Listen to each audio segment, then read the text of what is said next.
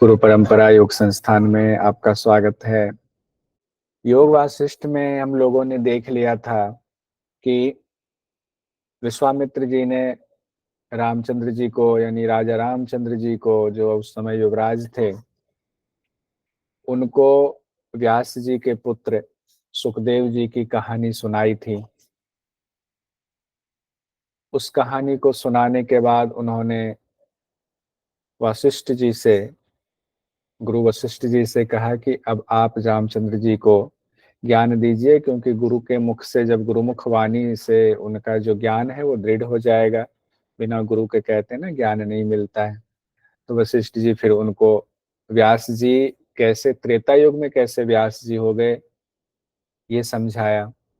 फिर ये भी बताया कि आगे भी व्यास जी होंगे और यही व्यास जी होंगे द्वापर युग में भी, और वहां पर महाभारत की रचना करेंगे। ये बात पहले ही कह दिया गया। और इतना ही नहीं, योग वासिष्ठ में, चूंकि ये तो हम लोग बहुत छोटा शॉर्ट में पढ़ रहे हैं, एग्जाम की दृष्टि से पढ़ रहे हैं, जब आप पढ़ोगे उसको अगर डिटेल में, तो उसमें साफ साफ लिखा हुआ है कि वशिष्ठ जी ने रामचंद्र जी को पहले ही बताया कि द्वापर युग में क्या क्या होगा।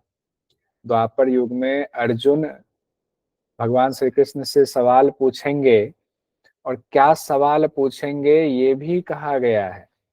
और आत्मा के बारे में भगवान श्री कृष्ण क्या कहेंगे, वही श्लोक जो गीता में है, वही श्लोक, कुछ श्लोक यहाँ भी दिया गया है। यानी कि वो चीजें पहले ही योग वासिष्ठ में दी गई हैं, ये पहले ही सब नियत था, तय था। लेकिन बहुत सारी चीजें तय नहीं भी होती हैं, बहुत सारी चीजें तय होती हैं। क्यों? क्योंकि आगे जो बताया गया है, जिस तरीके से वशिष्ठ जी बता रहे हैं, उससे लगता है कि पहले से कई चीजें तय होती हैं, कई चीजें तय नहीं होती हैं। वो कैसे, अभी हम लोग उसको देखते हैं।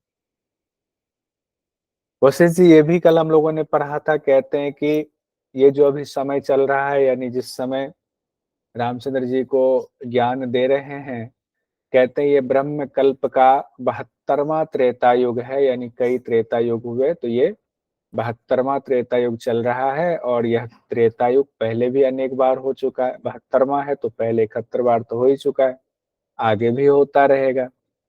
और मैं कई बार वशिष्ठ रूप में उत्पन्न हो चुका हूं और आगे भी होता रहूंगा।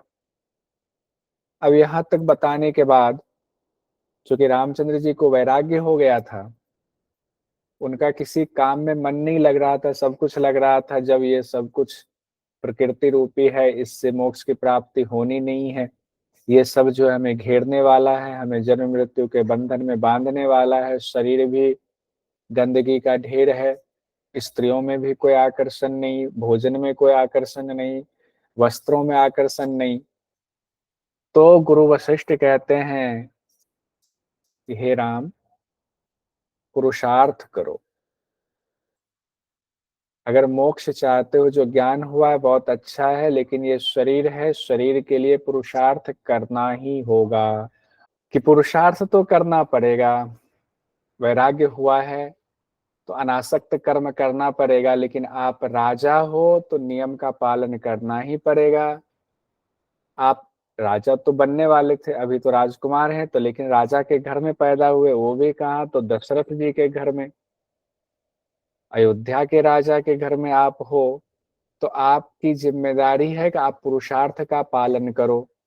तो पुरुषार्थ में देखिए, एग्जाम की दृष्टि से पुरुषार्थ में 4 चीजें आती हैं: धर्म, अर्थ, काम और मोक्ष। ये हम लोग यूनिट 1 में भी पढ़ेंगे, पेपर 2 के यूनिट 1 में, और योग वशिष्ठ में भी है, तो यहाँ भी देख लीजिए। पुरुषार्थ में 4 चीजें आती हैं: धर्म, अर्थ, काम, मोक्ष। क्या है? मनी मन माइक ऑफ रखते हुए ही बोल जाइए: धर्म, अर्थ, काम, मोक्ष। धर्म, अर्थ, काम, मोक्ष। धर्म, अर्थ, काम, मोक्ष। ये 4 चीजें आती हैं पुरुषार्थ के अंतर्गत। अब गुरु वशिष्ठ जी रामचंद्र जी से कहते हैं, ये पुरुषार्थ भी, यानी धर्म, अर्थ, काम, मोक्ष जो है, ये भी 2 तरह से कहा गया है। कैसे? एक है शास्त्र के मुताबिक इस तरह का कर्म करना, शास्त्रानुमोदित उसको कहा गया है। और दूसरा है शास्त्र विरुद्ध। तो जब शास्त्रानुमोदित होगा तो वो पुण्य कर्म की श्रेणी में होगा, और शास्त्र विरुद्ध होगा तो वो पाप कर्म की श्रेणी में होगा। क्या? पुरुषार्थ। यानी अगर आप धर्म कार्य शास्त्र विरुद्ध कर रहे हैं, अगर आप पैसा यानी अर्थ कमा रहे हैं शास्त्र विरुद्ध कमा रहे हैं, कामना आपकी शास्त्र के विरुद्ध है, मोक्ष की स्थिति के लिए आप जो उपाय अपना रहे हैं वो शास्त्र विरुद्ध है, तो वो पाप कर्म में गिना जाएगा। और अगर ये शास्त्र के अनुकूल है तो ये पुण्य कर्म में गिना जाएगा। कहते हैं शास्त्र के अनुकूल जब आप पुरुषार्थ करते हैं तो उससे परमार्थ वस्तु की प्राप्ति होती है। परमार्थ वस्तु की प्राप्ति का कारण क्या है? शास्त्र अनुकूल पुरुषार्थ करना। और जब आप शास्त्र के विरुद्ध पुरुषार्थ करते हो धर्म अर्थ काम मोक्ष का, तो अनर्थ का कारण होता है। कितना सुंदर समझा दिया गया है। आपको मन में सारा संशय मिट जाएगा कि कर्म कैसा करें और क्यों करें। ये सारा संशय यहाँ मिट जाता है, इतने अच्छे से समझाया हुआ है। उसके बाद गुरु वशिष्ठ कहते हैं मनुष्य को पुरुषार्थ रूपी प्रयत्न का आश्रय लेकर के इस संसार रूपी गड्ढे से खुद ही बलपूर्वक निकल जाना चाहिए। यानी कि मोक्ष के लिए पुरुषार्थ जरूरी है। और अगर पुरुषार्थ का सहारा लेते हैं, इसको सीढ़ी बना लेते हैं, आश्रय इसका ले लेते हैं, तो संसार रूपी गड्ढे से स्वयं भी वो निकल जाएगा साधक। और निकलेगा भी कैसे? कहते हैं बलपूर्वक निकल जाएंगे। आपको कोशिश तो करनी पड़ेगी पुरुषार्थ में। पुरुषार्थ के उलट करना, शास्त्र विरुद्ध कार्य करना तो बहुत आसान है, कोई भी करता है। उसमें हिम्मत की नहीं, साहस की नहीं, दुस्साहस की जरूरत होती है। और दुस्साहस तो कोई भी कर लेता है, चोरी चकारी कोई भी कर लेता है। लेकिन पुरुषार्थ करना, शास्त्र नियत कर्म करना, वो साहस का कार्य है। उसके लिए साहस चाहिए। चोरी करने के लिए साहस नहीं चाहिए, चोरी ना करने के लिए साहस चाहिए, बेईमानी करने के लिए साहस नहीं चाहिए। बेईमानी ना करें ऐसी बुद्धि बनी रहे, उसके लिए साहस चाहिए। वो पुरुषार्थ हुआ। उसके बाद देखिए दैव के बारे में कहा गया है। कहते दैव के भरोसे कुछ नहीं होता है। ये नहीं कि अब हम बैठ गए और सब दैव ही कर देंगे, क्योंकि दैव ही चला रहे हैं सृष्टि को। ब्रह्म ने दैव को बना दिया और दैव को की जिम्मेदारी बांट दी। अब दैव जो है करेंगे, हमें तो करना नहीं है। तो गुरु वशिष्ठ कहते हैं यहाँ पर, इसको देखिए हमारे जीवन से भी जुड़ा हुआ है कि दैव के भरोसे कुछ नहीं होता है, क्योंकि पुरुषार्थ से भिन्न कोई दैव नहीं है। पुरुषार्थ ही दैव है। ये शब्द देखिए, सेंटेंस वाक्य देखिए, आपका पुरुषार्थ ही आपके लिए दैव बन जाता है। अगर आप बहुत बुरे कर्म करेंगे तो क्या सारे देवता आपको उबार लेंगे? उस कर्म से नहीं उबार सकते। तो इसीलिए उस सेंस में बहुत अच्छी व्याख्या है। कहते हैं पुरुषार्थ ही दैव है। यानी हमारे अच्छे कर्म, शास्त्रगत जो धर्म अर्थ काम मोक्ष जो शास्त्र गत हम करते हैं, उसको प्राप्त करने के लिए तो हमारा तरीका जो करने का है वही दैव है। कहते हैं पूर्व जन्म का पुरुषार्थ और वर्तमान जन्म का पुरुषार्थ दो हुआ ना। एक कहते हैं हमारा पिछले जन्म में जो किया उसको भुगत रहे हैं। बहुत सुंदर सोमपीठी जी। और हम इस जन्म में फिर पुरुषार्थ करेंगे। बहुत सारे लोग कहते हैं कि इस जन्म में हमने लिया, बहुत अच्छे कर्म कर रहे हैं, हमने तो किसी का कुछ बिगाड़ा नहीं, फिर भी हमारा नुकसान कैसे हो गया। तो फिर पंडित जी कहते हैं या विद्वान लोग कहते हैं कि तुम्हारे पूर्व जन्म के कुछ फल होंगे जिसकी वजह से तुम्हारे साथ ये कष्ट हुआ है। ठीक है, ऐसा होता है। पातंजलि योग दर्शन में भी हम लोगों ने देखा कर्माशय में कई जन्मों के संस्कार होते हैं, हमें भोगना पड़ता है, प्रस्फुटित होता रहता है वो फल। लेकिन एक चीज आपको बड़ा अच्छा लगेगा सुन करके कि जो पहले के संस्कार हैं, पूर्व जन्म में जो आपने पुरुषार्थ गलत अच्छा जो भी किया है, उससे ज्यादा मजबूत होता है, ज्यादा बलवान होता है वर्तमान का पुरुषार्थ। इसीलिए तो योग शास्त्र में कहा गया है, पतंजलि योग दर्शन में भी कहा गया, अज्ञान को अगर आपने मिटा लिया, अविद्या का नाश कर दिया, तो सारे संस्कारों का बाध कर सकते हो आप, पुराने संस्कारों का भी बाध कर सकते हो। तो पुराना संस्कार कौन था? पुराना था। तो वर्तमान ज्यादा मजबूत है, वर्तमान ज्यादा बलवान है। तो आप ये सोच करके चिंता मग्न मत हो जाए कि हमारा तो, हम तो बस ये भोग भोग रहे हैं, हमारा तो तकदीर ही खराब है। देखिए, कह रहे तकदीर खराब नहीं है आपका, पहले का जो है सो है। पहले की चीजों को आप पलट सकते हो, इसका यही तात्पर्य हुआ बलवान है, वर्तमान का पुरुषार्थ बलवान है। कहते हैं गुरु वशिष्ठ रामचंद्र जी से, इसीलिए अधिकारी मनुष्य को पुरुषार्थ का सहारा लेकर के, कौन सा पुरुषार्थ? शास्त्र अनुमोदित पुरुषार्थ का सहारा लेकर के संसार सागर से अपना उद्धार करना चाहिए। तो कभी पुरुषार्थ ना छोड़ें। उसके बाद अब यहाँ तक तो पुरुषार्थ की चर्चा हो गई। अब रामचंद्र जी को सृष्टि की रचना का क्रम बताया जा रहा है कि सृष्टि की रचना कैसे हुई। तो योग वाशिष्ठ में जो सृष्टि की रचना का क्रम है वो देखिए, गुरु वशिष्ठ जी बता रहे हैं, परब्रह्म परमात्मा से विष्णु प्रकट हुए। विष्णु का प्रकट होना किनसे है? परब्रह्म परमात्मा से विष्णु भगवान प्रकट हुए हैं। और विष्णु भगवान के हृदय कमल से ब्रह्मा भगवान प्रकट हुए हैं। जो वेद को जानने वाले हैं, तो ब्रह्मा भगवान के हाथ में वेद रहता है। उन्होंने विभिन्न प्रकार की सृष्टि की रचना की। किन्होंने? ब्रह्मा भगवान ने। विभिन्न प्रकार की सृष्टि की रचना की जिम्मेदारी उनको दी गई और उन्होंने उसे पूरा किया। अब ब्रह्मा जी ने जब सृष्टि की रचना की, तो सृष्टि में प्राणी समुदाय भी हैं। और जब प्राणी समुदाय आए, तो उस प्राणी समुदाय को दुख भी हुआ, रोग बीमारी भी हुई। अब वो प्राणी समुदाय क्या हुआ? आधि व्याधि से संयुक्त था, यानी दुख बीमारी रोग बीमारी से संयुक्त था, लाभ हानि से पीड़ित था, और जन्म मरणशील था, यानी उसका बार बार जन्म हो रहा है, मर रहा है, यानी क्रिया कर रहा है, कर्म कर रहा है, जैसा जो कर रहा है। तो उस सृष्टि में ब्रह्मा जी ने क्या देखा कि जितने प्राणी हैं, उसको तो आधी व्याधि, मानसिक रोग भी है, शारीरिक कष्ट भी है, अच्छे कर्म भी कर रहे हैं, बुरे कर्म भी कर रहे हैं। उसको लाभ हो रहा है तो बहुत खुश हो जा रहा है, अहंकार भी हो रहा है, हानि हो रही है तो बहुत दुख हो जा रहा है, कभी जन्मता है मरता है। मतलब एक तरह से देखा गया तो बहुत गड़बड़ हो रहा है, तो बड़े कष्ट में है, हमारे ही बनाए हुए सृष्टि में ये लोग कष्ट में हैं।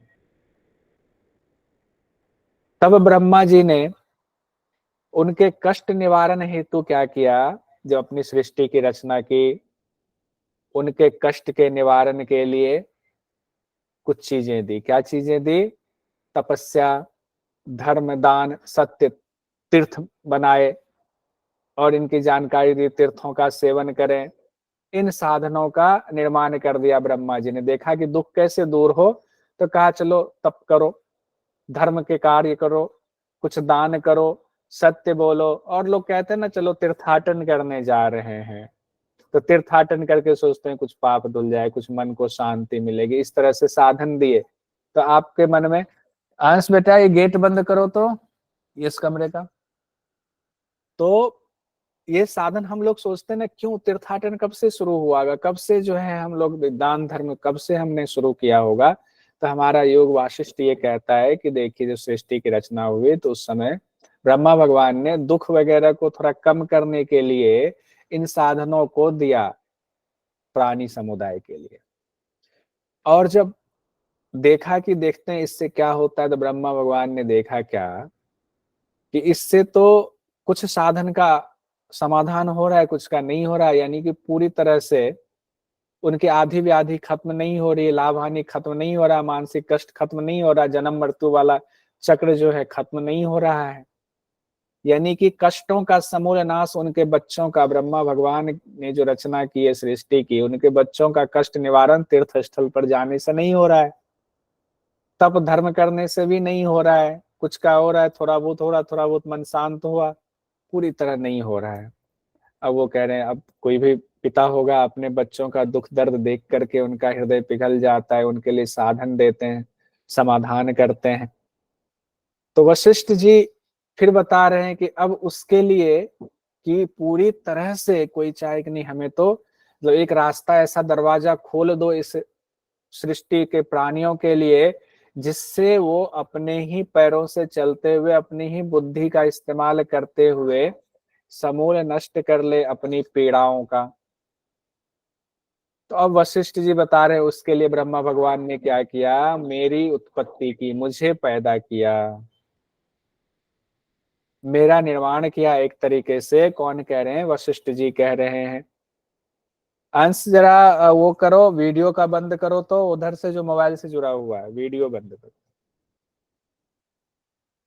तो वशिष्ठ मुनि कहते हैं कि सिर्फ मोक्ष ही एक ऐसी चीज है जिससे जीव, यानी ये प्राणी समुदाय, जीवन मृत्यु के चक्र से छूट सकता है। मोक्ष ही है वो रास्ता, उसके अलावा कोई उपाय नहीं है। बाकी उपाय में तो अच्छे पुण्य कर्म करेंगे, धर्म वगैरह कर रहे हैं, तीर्थ चले गए, अच्छे कर्म हो गए, हवन वगैरह कर लिया, अग्नि विद्या सीख लिया, तो आपने पुण्य कर्म किया तो आप अच्छे घर में पैदा होंगे, अच्छे घर में पैदा होंगे, लेकिन उससे दुख नहीं छूटने वाला है। आपको सुख सुविधाएं मिलेंगे। अगर आप ऐसा हो कि जो बहुत अमीर आदमी है उसको दुखी ना हो, ऐसा कहीं देखा है? आप लोग तो सब योग करने वाले, योग में मास्टर किए हुए हैं, बताइए। जिनके पास बहुत पैसा होता है और दुखी होता है। दुखी वही नहीं होता है जो अनासक्त होता है, और वो अनासक्त कोई भी हो सकता है।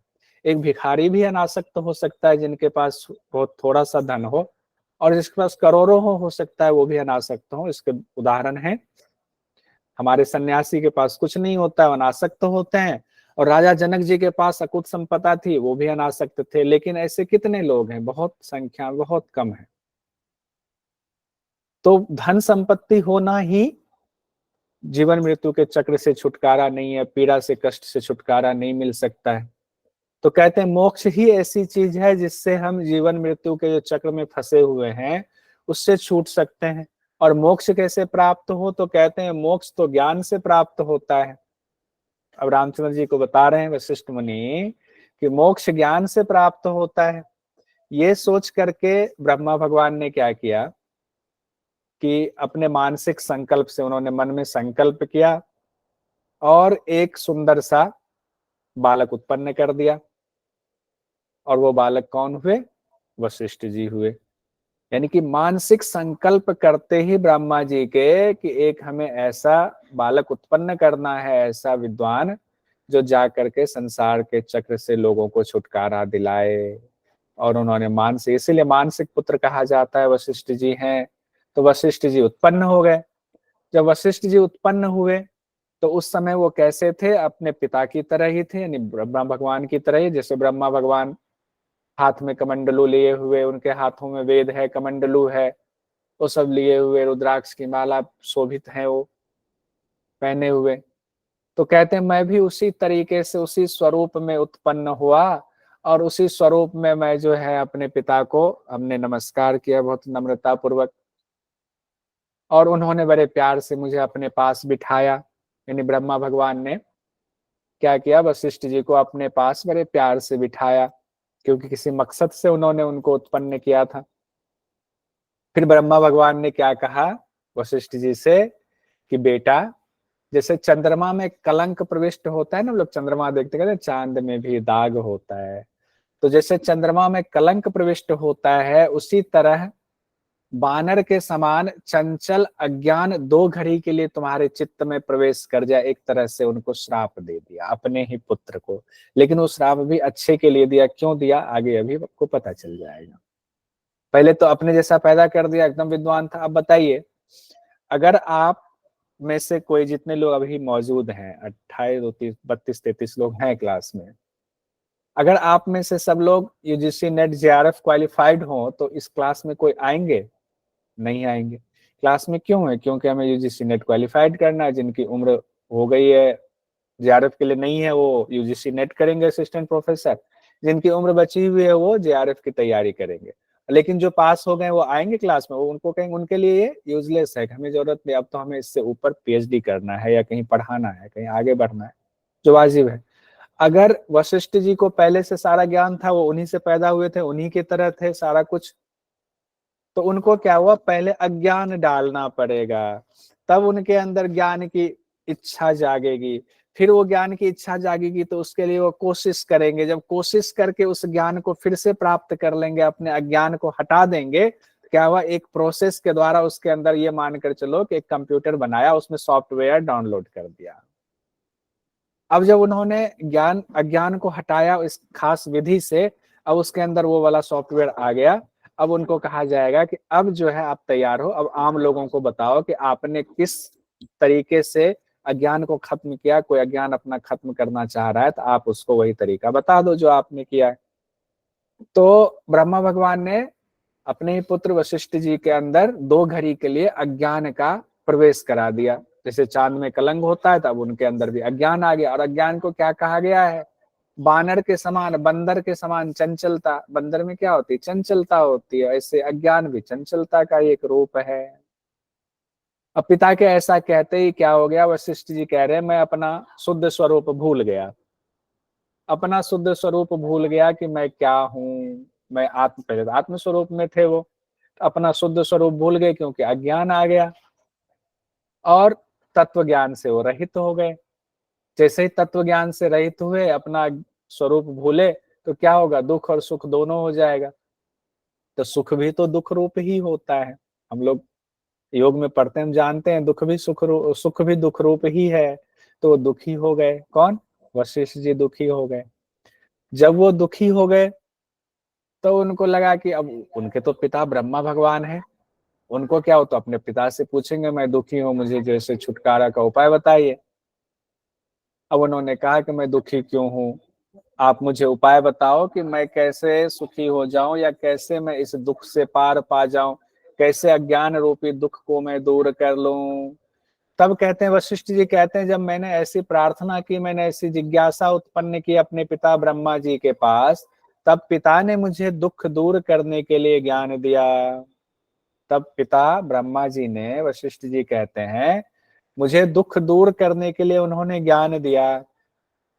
और उस ज्ञान जो दिया, दुख दूर करने का जो साधन बताया उन्होंने, उस साधन को मैंने अपनाया, उस साधन को किया अपने अंदर, उसका व्यवहार रूप में उतारा उसको। तो जब साधन किया तो क्या हुआ, फिर से मुझे तत्व ज्ञान पुनः प्राप्त हो गया, जैसा कि पहले था, मैं पूर्ववत अवस्था में था। बताइए, कायदे से हम लोग जानते इतना योग शास्त्र और अलग अलग दर्शन पढ़ करके, सांख्य दर्शन, हमारे अंदर जो आत्मा है वो तो पहले से शुद्ध है, हमारे अंदर तो अज्ञान भर गया। अब उस अज्ञान को हटा करके हम फिर से जो है परमात्म तत्व में अवस्थित हो जाते हैं। लक्ष्य भी हमारा यही है। वो चीज हमारे लिए है कि कई बार हो जाते हैं, लेकिन हो जाएंगे जरूरी नहीं है। कोशिश नहीं करेंगे तो कई कई जन्म लेते रहेंगे, पता नहीं कितने जन्म से हम लेते जा रहे हैं। तो वशिष्ठ भगवान के साथ भी यही हुआ। उसके बाद उनको जब तत्व ज्ञान की प्राप्ति हो गई, वो अपने असली स्वरूप में अवस्थित हो गए जब, गुरु वशिष्ठ जी, तो ब्रह्मा भगवान उनसे कह रहे हैं कि अब अपना मकसद बता रहे हैं। कंप्यूटर में पूरा सॉफ्टवेयर डाउनलोड कर दिया, समझाने के लिए कह रहा हूँ, तुलना, इसको अन्यथा नहीं लेंगे क्योंकि गुरु वशिष्ठ जी की बात हो रही है, जो भगवान श्री रामचंद्र जी के भी गुरु हैं, उनको ज्ञान दे रहे हैं। तो ब्रह्मा भगवान ने क्या कहा, बेटा मैंने तुम्हें जानबूझकर ज्ञानहीन बनाया था कुछ समय के लिए, 2 घड़ी के लिए, क्योंकि इससे दूसरों की भलाई होगी। क्यों, क्योंकि ज्ञानहीन करके सबकी भलाई के लिए ज्ञान प्राप्त करने की जिज्ञासा भी मैंने ही जगाई तुम्हारे अंदर, क्योंकि तुम दुखी हुए तो ज्ञान प्राप्त करने की जिज्ञासा हुई कि दुख कैसे खत्म होगा, तो ज्ञान से होगा, ज्ञान प्राप्ति कैसे होगी, तो ब्रह्मा भगवान हमारे पिता हैं, वो हमें ज्ञान प्राप्ति का साधन बताएंगे। बेटा मैंने ही ये सारा खेल किया था, यानी ज्ञान पिपासु बनाया तुमको, तुम्हारे अंदर अज्ञान भर के। अब तुम्हारा साप जो मैंने दिया था 2 घड़ी तक अज्ञानी रहने का, वो साप तुम्हारा खत्म हो गया है। अब तुम क्या करो, भूलोक में जाओ। भूलोक में भी कहाँ जाओ, जम्बू द्वीपे भारतवर्ष, जम्बू द्वीप के मध्य भाग में स्थित भारतवर्ष में अब तुम जाओ। और वहां जो लोग, अब देखिए 2 चीजें कही गई यहाँ पर, वहां जो लोग कर्म परायण हो, कर्मकांड को मानने वाले हो, उन्हें कर्मकांड के क्रम से शिक्षा देना, और जो लोग विवेकशील हो, विरक्त चित्त हो, वैरागी हो, महाबुद्धिमान हो, जिनका स्टैंडर्ड बहुत उच्च हो, उन्हें परम आनंददायक ज्ञान का उपदेश देना। तो दोनों ही चीजें यानी कर्म कांड और ज्ञान कांड दोनों ही उपदेश उनके अंदर भरा पड़ा था, तो अब शुद्ध तत्व में थे।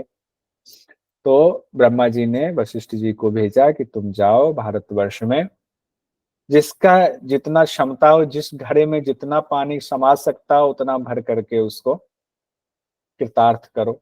तो जो लोग कर्मकांडी होते हैं उनको कर्मकांड की विधि गुरु वशिष्ठ जी के द्वारा प्राप्त हो जाती है, और जो लोग चाहते हैं नहीं हमें इन कर्मकांडों में नहीं फंसना है, हमें तो विवेकशील है मतलब उच्च अवस्था को प्राप्त है, हमें तो मोक्ष चाहिए, तो उनको क्या करना है, ज्ञान का उपदेश देना, और ज्ञान के द्वारा ही मोक्ष प्राप्ति होगी। तो गुरु वशिष्ठ जी रामचंद्र जी से कहते हैं, इस तरह मैं ब्रह्मा जी द्वारा नियुक्त किया गया हूं और इस लोक में मैं निवास कर रहा हूं। जब तक सृष्टि परंपरा रहेगी तब तक मैं भी यहीं रहूंगा। यानी कि अगर आप ये मानकर चलें, ये ना सोचें कि गुरु वशिष्ठ जी सिर्फ त्रेता युग में थे या अभी नहीं है, जब तक ये सृष्टि की परंपरा रहेगी तब तक गुरु वशिष्ठ मौजूद हैं। अगर आप पूरे सच्चे मन से गुरु वशिष्ठ जी की अभी भी उनको पुकारेंगे तो आपके पास कोई ना कोई गुरु वो व्यवस्था कर देंगे, ये मेरा तो दृढ़ विश्वास है। ऐसा हठयोग में भी हम लोगों ने पढ़ा है, हठयोग के शास्त्रों में 33 गुरुओं की चर्चा है। वो गुरु अभी भी पूरे ब्रह्मांड में विचरण करते हैं। ठीक है, आगे बढ़ते हैं हम लोग, परीक्षा की दृष्टि से देखते हैं योग वशिष्ठ में क्या कहा गया है। ये बहुत बहुत इंपॉर्टेंट है।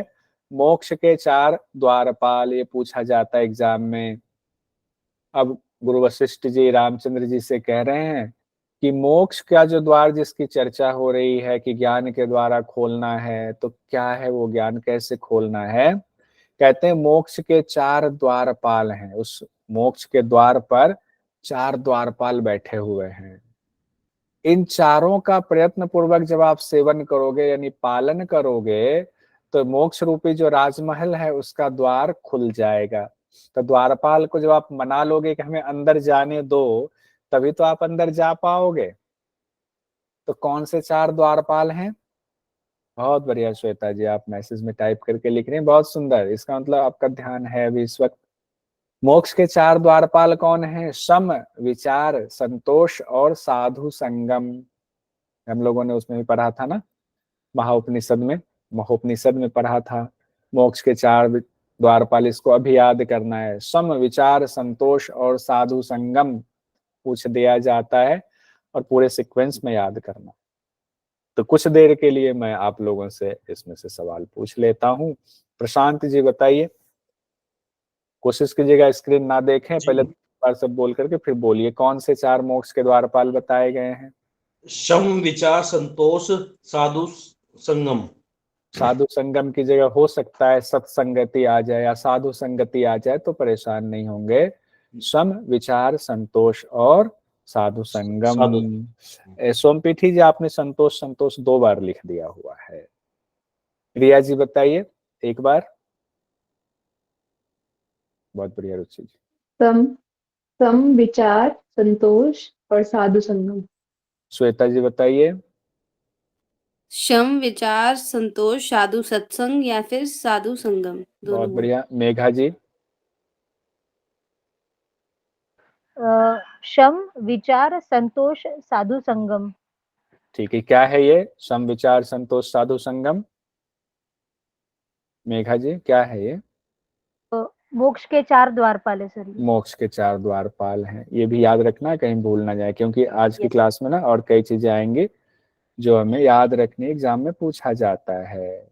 Yes sir. मंजू जी बताइए, चारों एक बार नाम बोल दीजिए। मंजू जी। शालिका जी बताइए। शालिका जी। जी सर, शम, विचार, संतोष, साधु संग। बहुत बढ़िया। जानकी भदौरिया जी बता दीजिए। शम, विचार, संतोष, साधु संग। बहुत बढ़िया, बहुत सुंदर। चलिए आगे बढ़ते हैं। उम्मीद है बाकी लोगों को भी याद हो गया होगा, तब रिवीजन क्लास में कर लेंगे हम लोग, और PYQ में तो बाकी हो ही जाएगा। तो कहते हैं जो 4 द्वारपाल बैठे हुए हैं मोक्ष के दरवाजे पर, डंडा लेके बैठे हुए हैं, तो इनसे पार पाना होगा। पहले क्या पार पाना होगा? इनका सेवन कीजिए, इनको अपने जीवन में उतार लीजिए, तब जाकर के आपके लिए मोक्ष का दरवाजा ये चारों खोल देंगे और आप उसके अंदर आराम से उस राजमहल में प्रवेश कर जाएंगे। कहते हैं और भी चीजें, देखिए कितना अच्छा बताया गया है कि यदि चारों का सेवन ना कर पाए, आप एक साथ चारों का व्यवहार में आप नहीं उतार पा रहे हैं, तो कोई बात नहीं, 3 को उतार लीजिए। सम विचार संतोष साधु संगम में से 3 का किसी का चुनाव कर लीजिए। 3 का भी नहीं कर पा रहे हैं तो 2 का सेवन कर लीजिए। अगर आपने 2 का भी ना हो सके तो सभी, तब तो 1 का तो करना ही पड़ेगा। लेकिन गुरु वशिष्ठ जी क्या कह रहे हैं सुनिए, अगर 2 का भी आपसे सेवन नहीं हो पा रहा है तो सारे उपाय लगा करके, प्राणों की बाजी लगा करके कम से कम 1 का सेवन तो जरूर कीजिए। कम से कम 1 का सेवन कीजिए, क्योंकि 1 भी अगर वश में आ गया तो बाकी तीनों भी वश में आ जाएंगे। लेकिन पूरा जोर लगा देना, कहते हैं प्राणों की बाजी भी लगा दीजिए, लेकिन 1 को जरूर जो है 1 पर आप टिक जाइए। अब आप देख लीजिए कि जितने लोग मौजूद हैं, 4 में से कौन सा 1 आपको लगता है कि उस पर हम टिक पाए। उसके लिए पूरी कोशिश, रोज दिन रात कोशिश करेंगे। तो पहले उसके लिए अर्थ समझना पड़ेगा कि सम क्या है।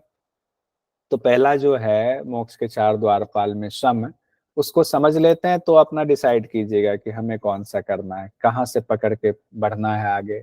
कहते हैं सम का अर्थ है शांति या हर अवस्था में स्थिर बना रहना, जो सुख दुख दोनों अवस्था में शांत रहे, जो समतापूर्ण व्यवहार करता है, जिसका मन मृत्यु के वक्त भी, घर में कोई मरण की स्थिति हो जाए, आस पड़ोस में मरण की स्थिति हो जाए, उस वक्त जिसका मन, कोई उत्सव है घर में उस वक्त जिसका मन, युद्ध की स्थिति हो जाए उस वक्त जिसका मन व्याकुल ना हो।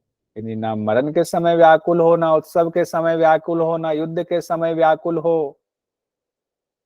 चंद्रमंडल के समान एकदम निर्मल बना रहे इन हर अवस्था में, जो राग द्वेष रूप कलंक से लिप्त नहीं होता है, जिसके अंदर ना राग है किसी के प्रति, ना किसी के प्रति द्वेष है। यानी राग भी कलंक है और द्वेष तो कलंक है ही है।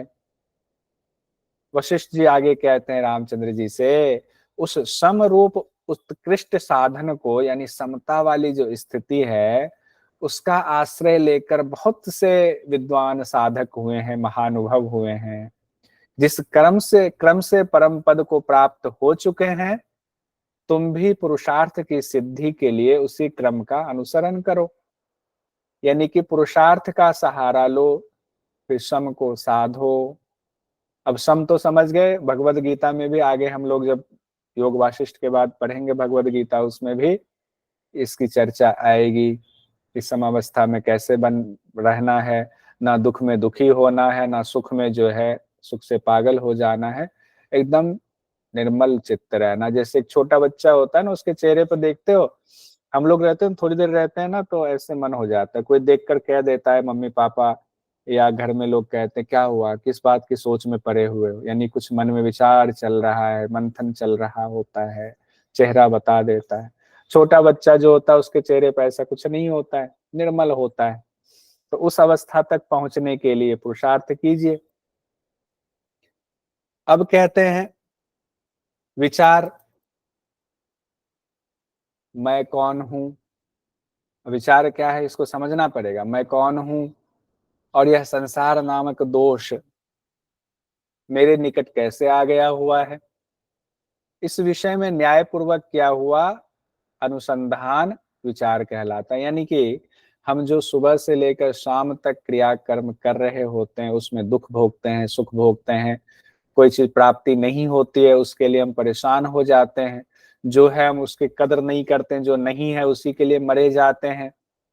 यही तो संसार का दोष है।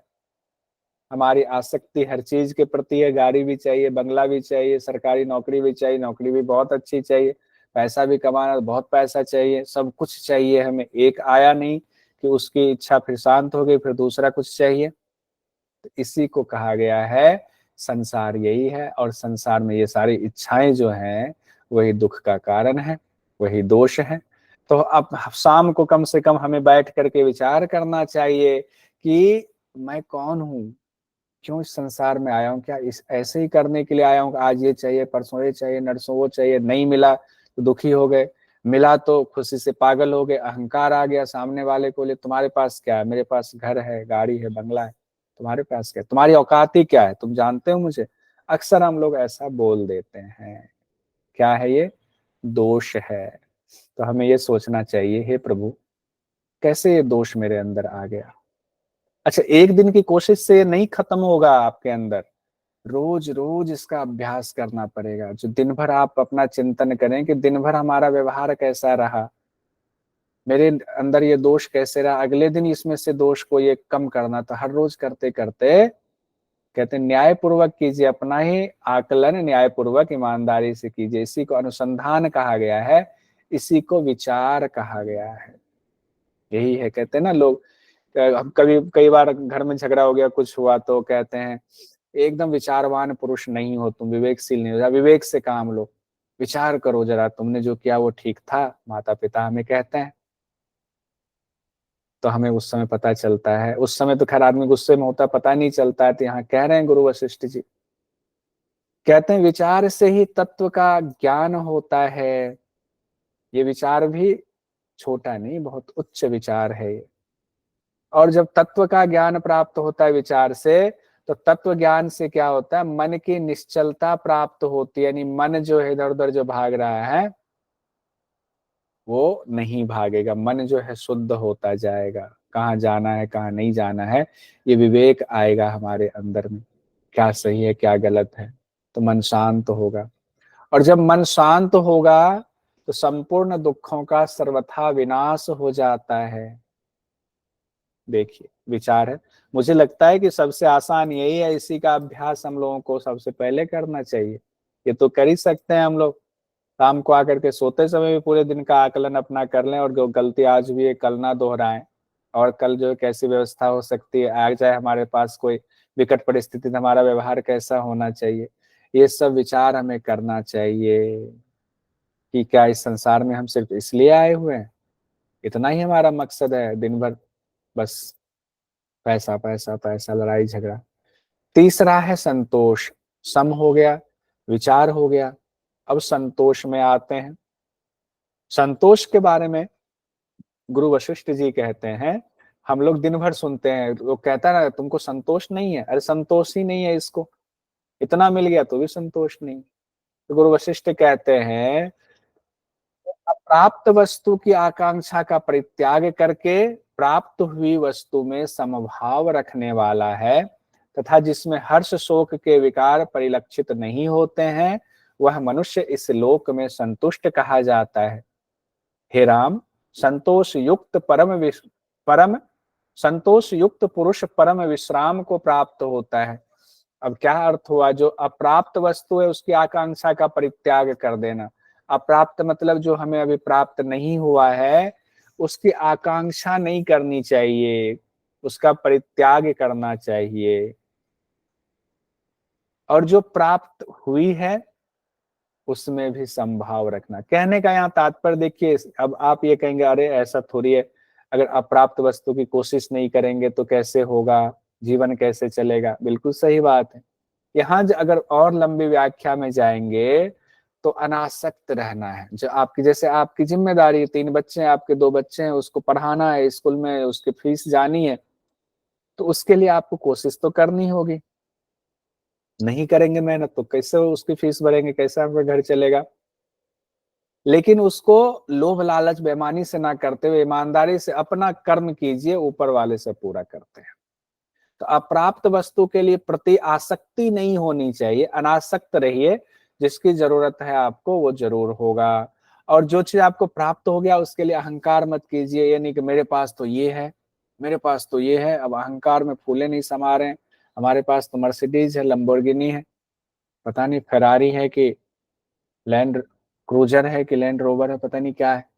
तो जो भी है उसको मानिए ठीक है, अच्छी बात है, ये तो जरूरत की जबान थी, हमने लिया, संभाव बनाए रखिए, अहंकार नहीं रखिए।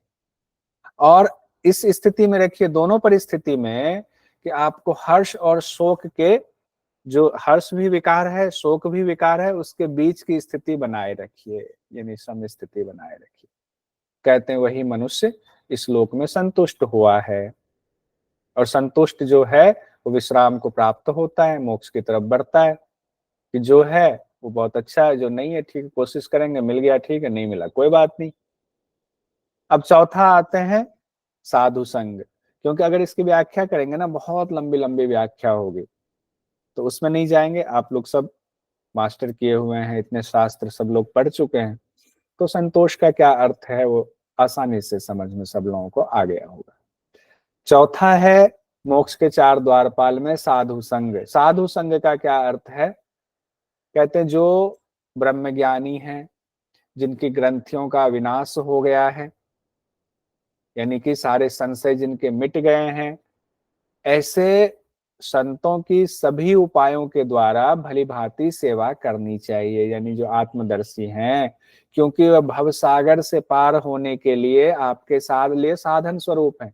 वही आपके गुरु बनेंगे, वही आपको साधन देंगे, वही बताएंगे कि मैं तो पार हो गया हूं, तुम्हें कैसे पार होना है, वो उपाय बताएंगे। तो जब तक उनके प्रति हमारी श्रद्धा नहीं होगी, हर शास्त्र में, हठयोग के ग्रंथ में देखा, उपनिषद में देखा, सब जगह हम लोगों ने देखा, क्या था, गुरु के प्रति, गुरु को बहुत ऊंची श्रेणी दिया गया, ईश्वर के तुल्य माना गया है। और गुरु के प्रति अगर हमारी श्रद्धा नहीं है, सेवा भाव नहीं है, तो हम योग्य नहीं हैं उनसे ज्ञान प्राप्त करने के।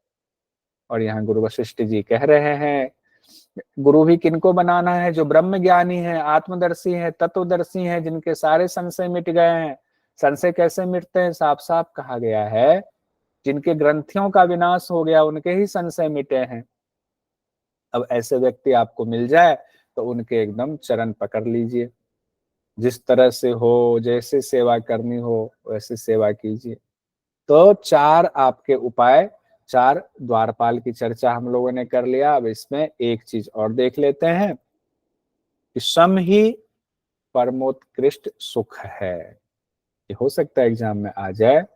परम उत्कृष्ट सुख क्या है? सम है, पहला वाला। विचार ही क्या है? उत्तम ज्ञान है। जो विचार आप करते हैं, सोचिए आपके अंदर एक ज्ञान उदय हो रहा है। कैसा ज्ञान कहते हैं गुरु वशिष्ठ जी? उत्तम ज्ञान आपके अंदर उत्पन्न हो रहा है, विचार ही उत्तम ज्ञान है। और संतोष ही परम लाभ है। लाभ हानि की बात आ रही है तो संतोष से बड़ा कोई लाभ नहीं, कोई प्रॉफिट नहीं है।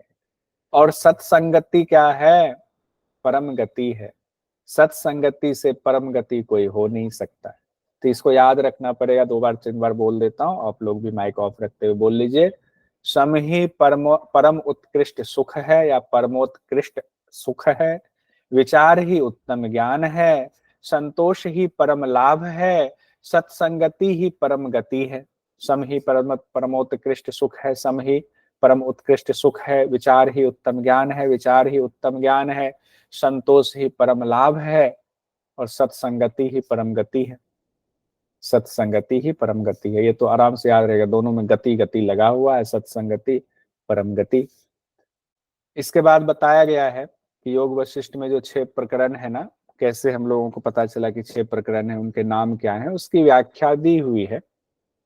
सभी 6 प्रकरण के नाम भी बताए गए हैं, और उसमें किस प्रकरण में कितने श्लोक हैं इसकी चर्चा है। और इस तरह से 32,000 श्लोक बताए गए। कई बार होता है ना कि 32,000 श्लोक आपने कह तो दिया पढ़ाने में, लेकिन कई जगहों पर तो इतने ही श्लोक हैं, और जब पूरे शास्त्र को देखते हैं उसमें श्लोक संख्या में थोड़ा ऊपर नीचे हो जाता है। तो 32,000 जो कहा गया है ना, वो सटीक इसलिए कहा जाता है, खुद योग वाशिष्ठ में ऐसा लिखा हुआ है कि 6 प्रकरण है, इस प्रकरण में इतने श्लोक, इस प्रकरण में इतने श्लोक। जब उसकी गिनती आप करोगे श्लोक के हिसाब से जो लिखा है, तो 32,000 संख्या होती है, इसीलिए 32,000 बताया गया है। और हम लोग जानते हैं, चूंकि लंबे समय से हमारे ऊपर दूसरे लोगों का राज रहा है, उन्होंने हमारे शास्त्रों को जला दिया, नष्ट कर दिया, तो उस वजह से कई विसंगतियां भी आ गई। कई ग्रंथ ऐसे हैं जो कंप्लीट नहीं है, बाद के विद्वानों ने उसको कंप्लीट करने की कोशिश की, तो हो सकता है कुछ उसमें कमी बेसी रह गया हो। लेकिन वो भी कमी बेसी क्या, जब आप योग का साधन करते हैं तो आपको सारा ज्ञान प्राप्त हो जाता है। तीसरा हम लोग आते हैं, तीसरा जो प्रकरण है हमारा वो है उत्पत्ति प्रकरण। उत्पत्ति प्रकरण में क्या क्या है, इसमें राजा पद्म और रानी लीला की बहुत लंबी कहानी चली है। रानी लीला और मां सरस्वती के बीच में संवाद हुआ है, वो भी लंबी कहानी है। जीव की 14 श्रेणियां बताई गई हैं, और श्रेणियां बताने के बावजूद ये कहा गया है कि ब्रह्म से सबकी एक रूपता है, यानी कि उत्पन्न सब के सब ब्रह्म से ही हुए हैं, और अगर मोक्ष का उपाय अपनाए तो वो मिल जाएंगे सब ब्रह्म में ही, इसीलिए ब्रह्म से सबकी एक रूपता है। और इसीलिए हमने इसमें इतना डिटेल में सिर्फ आपको ये जानकारी दे दी कि राजा पद्म और रानी लीला की कहानी है, ये सब है, लेकिन वो हमने इसमें एग्जाम की दृष्टि से बहुत इंपॉर्टेंट नहीं है। लेकिन जो बहुत इंपॉर्टेंट है वो है अज्ञान की 7 भूमिका और ज्ञान की 7 भूमिका, इसकी चर्चा है, और ये हमें याद करना है। अज्ञान की 7 भूमिका भी, ज्ञान की 7 भूमिका भी, दोनों ही याद करना है हमें। उसके बाद PYQ में क्या है, किस तरह से पूछा जाता है रहा है अब तक सवाल, वो भी हम लोग देखेंगे। तो मेरे विचार से आज यहीं तक रहने देते हैं, क्योंकि आप लोग लगातार 2 घंटे से जुड़े हुए हैं, तो थोड़ा सा गैप भी, थोड़ा ब्रेक भी चाहिए, 5-6 मिनट का, 7 मिनट का। उसके बाद फिर ICT की क्लास भी होगी, पेपर 1 वाली। तो हम लोग अज्ञान की 7 भूमिका, ज्ञान की 7 भूमिका कल इसलिए इसको पढ़ेंगे, आज जल्दी में नहीं निकाल रहा हूँ, कि हम लोग क्लास में याद कर लेंगे। जैसे मोक्ष के 4 द्वारपाल याद हो गए, तो ये इसमें थोड़ा समय लगेगा, तो इसको हम लोग कल याद कर लेंगे, समझ भी लेंगे अच्छे से। ठीक है, तो आज की कक्षा यहीं संपन्न करते हैं।